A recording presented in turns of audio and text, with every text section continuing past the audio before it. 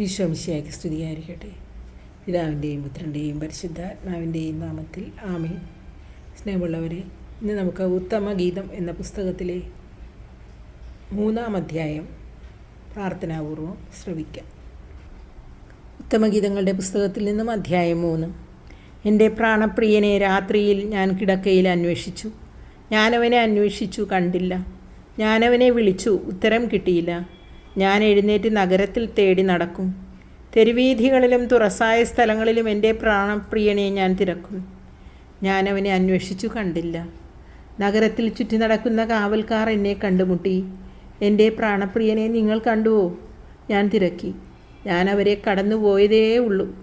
അതാ എൻ്റെ പ്രാണപ്രിയൻ. ഞാൻ അവനെ പിടിച്ചു. എൻ്റെ അമ്മയുടെ ഭവനത്തിലേക്ക്, എന്നെ ഉദരത്തിൽ വഹിച്ചവളുടെ മുറിയിലേക്ക് കൊണ്ടുവരാതെ അവനെ ഞാൻ വിട്ടില്ല. മണവാളൻ: ജെറുസലേം പുത്രിമാരെ, പാടത്തെ ചെറു കലമാനുകളുടെയും പേടമാനുകളുടെയും പേരിൽ ഞാൻ കെഞ്ചുന്നു. സമയമാകുന്നതിന് മുൻപേ നിങ്ങൾ പ്രേമത്തെ തട്ടി ഉണർത്തുകയോ ഇളക്കി വിടുകയോ ചെയ്യരുതേ. ഗാനം 3. മണവാട്ടി: ഈറയും കുന്തുരുക്കവും കൊണ്ട്, വ്യാപാരിയുടെ സകല സുഗന്ധ ചൂർണങ്ങളെ കൊണ്ട്, പരിമളം പരത്തുന്ന ധൂമസ്തംഭം പോലെ ഭൂമിയിൽ നിന്ന് വരുന്നത് എന്താണ്? സോളമൻ്റെ പല്ലക്ക് തന്നെ. ഇസ്രായേലിൻ്റെ ശക്തന്മാരിൽ ശക്തന്മാരായ 60 പേർ അതിനെ അകമ്പടി സേവിക്കുന്നു. എല്ലാവരും ഖഡ്ഗധാരികൾ, എല്ലാവരും യുദ്ധനിപുണന്മാർ. രാത്രിയിൽ ആപത്ത് വരാതെ അവർ അരയിൽ വാൾ തൂക്കിയിട്ടിരിക്കുന്നു.